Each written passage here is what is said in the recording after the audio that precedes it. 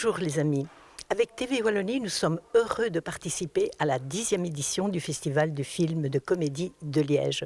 Ce matin, c'était la conférence de presse où le jury des longs métrages était présent avec comme président d'honneur Jean Reno qui nous a parlé du festival et d'une façon générale du cinéma avec beaucoup de bienveillance, de passion et aussi il a mis en l'honneur, bien sûr, le genre de comédie. Nous écoutons sa présentation.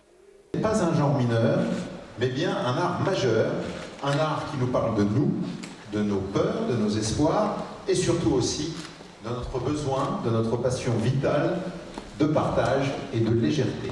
Alors, une belle affiche pour ces 10 ans. Une affiche éloquente, vous la voyez derrière nous. Jean Reno, légende du 7e art. Hein, Jean? C'est Jean Reno? Oui, c'est Jean. Voilà. Je m'y attendais pas. Alors, ce regard malicieux, le petit sourire en coin, qui nous rappelle que le cinéma, c'est avant tout une histoire de passion, je le disais, et on va la partager ensemble. Alors, installez-vous, bien sûr. Jean, un petit mot quand même sur ce parcours, cette trajectoire. J'ai envie de dire Jean Reno, ou l'art d'incarner le charme à l'état pur.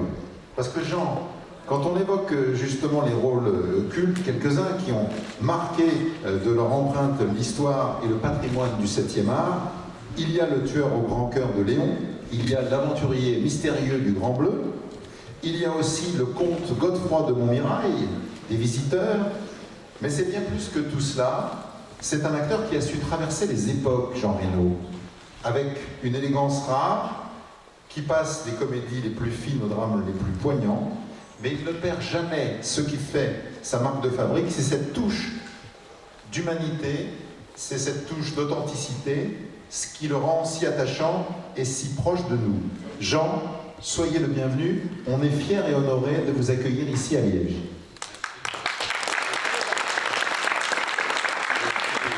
Merci, donc je n'étais plus, la cour est pleine comme on dit. Merci pour ces louanges, ces fleurs, tout ce que vous voulez. D'abord, je suis très honoré d'être ici et très heureux parce que la Belgique, ça me touche. Les acteurs, les actrices belges aussi me touchent. Il y en a pas mal et qui sont très bons, hein, je le dis du fond du cœur.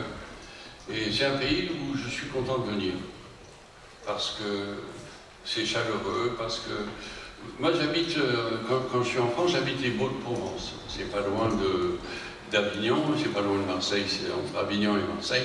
Et il y a pas mal de Belges autour. Au Beau, à Mossane, à Saint-Rémy-de-Provence. Et on se voit avec grand plaisir et on parle du pays en Provence. On parle de bière aussi.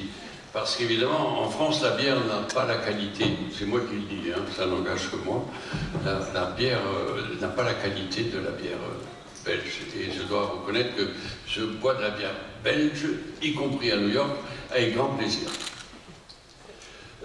On n'est pas venu pour parler de bière, si. On est venu pour parler de tous les sujets. Je suis en plein décalage horaire. Il n'y a aucun sujet tabou, Jean. Alors, oui. Un petit mot peut-être sur cette affiche, l'affiche du festival. Oui. Quel souvenir de cet instant, de ce moment qui est un petit peu partout donc dans la cité ardente. Voilà, qu'est-ce que ça vous rappelle? Ça, c'est l'époque de Léon, ça doit avoir une trentaine d'années, peut-être un peu plus, j'ai beaucoup 30 ans. Souvenir de Léon? La solitude. C'est un rôle qui a besoin de solitude, c'est un homme qui... Au loin, que je me souvienne, hein, je n'ai pas de souvenirs vivaces, hein. Ça fait 30 ans, mais je me souviens de beaucoup de solitude. Il y avait Michael Jordan qui jouait au basket, et donc le samedi, je me souviens avec un ami qui a fait l'affiche. Patrick, qui est parti il y a 2 ans, était un ami de régiment que j'ai mis dans le métier, qui était photographe de Luc Besson pendant très longtemps. Patrick Camboulive, il doit nous voir de là-haut. On se regardait les matchs avec Michael Jordan, je me souviens de ça, mais beaucoup de solitude. Un rôle où c'est un type qui vit tout seul, qui n'a pas de bruit, il n'entend rien, il ne parle pas. Je ne sais pas si vous savez ce que c'est que la solitude. C'est important la solitude, mais on peut devenir fou avec la solitude aussi. Voilà, c'est surtout la base. c'est donc beaucoup de solitude. Un personnage qui nécessitait vraiment concentration, d'être dans une dimension intérieure. Je n'ai été déjeuner avec Gary Oldman que après ma mort dans le film. Et si je me souviens, c'était une explosion terrible dans un quartier malfamé de New York à l'époque. Parce que je me souviens qu'en y allant la première fois, le chauffeur de taxi me dit « Vous allez à l'hôpital? Vous avez de la famille ?» J'ai dit « Non, je vais aller tourner un film. Hein » Il me dit « Étrange, bizarre. » Il m'a dit « Je me souviens de ça. Vous avez quelqu'un à l'hôpital. Vous vous rendez compte ?» Et c'était un quartier très mal famé. Les commerçants étaient enfermés derrière des grilles et vous passez les produits à travers des petites lucarnes et vous passez l'argent comme ça. C'est vrai, hein, à l'époque, New York était il y a 30 ans, vous imaginez. Et voilà, c'est ça les souvenirs. Comme ça revient par vague, évidemment. Alors Luc Besson, avec lequel, bien sûr, vous avez travaillé plusieurs fois, il dit à propos de vous, il vous compare à un bon vin. Il dit que des fois, il y a des vins, ils sont jeunes, mais vous étiez un grand millésime dès le départ. C'est gentil. C'est gentil. Parce que c'est vrai que le vin, c'est comme nous. Ça naît, ça vit et ça meurt, malheureusement. Merci Luc, il n'est pas là. Non, merci beaucoup. Et la complicité, le metteur en scène qui vous a accompagné, qui a été vraiment le révélateur. J'ai une formule avec le metteur en scène. Je me demande toujours aujourd'hui si c'est un ami intime ou si c'est un ennemi intime. Parce que par moment, le metteur en scène, évidemment, quand il veut, dans sa tête, vous extraire des choses, vous faire des choses, vous sortir des sentiments qu'il pense que vous avez enfouis en vous-même, il va devenir un ennemi et il va essayer de vous faire mal. Il va gratter vraiment profondément. Là où ça fait mal. S'il y arrive, évidemment. Donc c'est un peu ambivalent, en fait. Hein. Ambigu, ouais. même ambigu. Un metteur en scène, c'est quelqu'un d'ambigu. On dit dans le métier, on dit que le metteur en scène, c'est celui qui fait Dieu quand Dieu n'est pas là. Parce qu'il va grandir, mais pas trop vite, comme ça on ne perd pas notre humanité.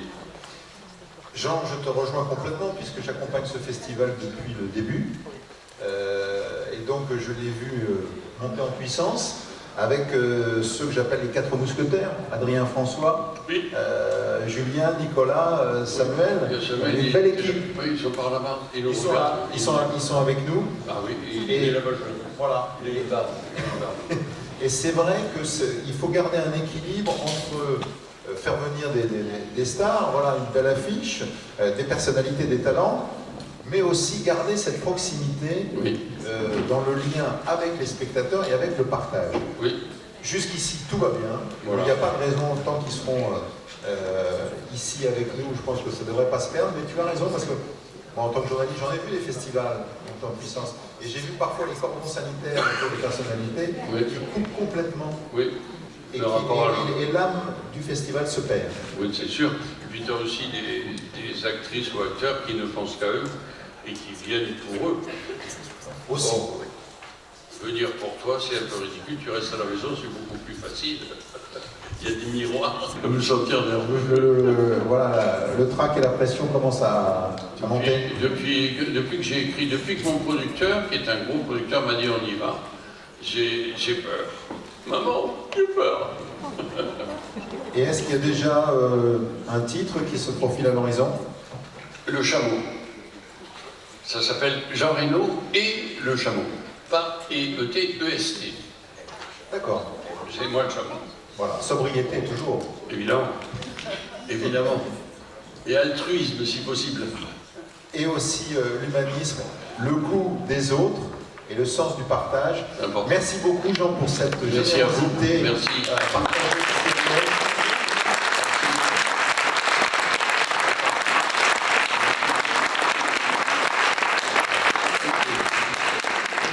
Bonne journée à toutes et à tous. Et rendez-vous lundi prochain pour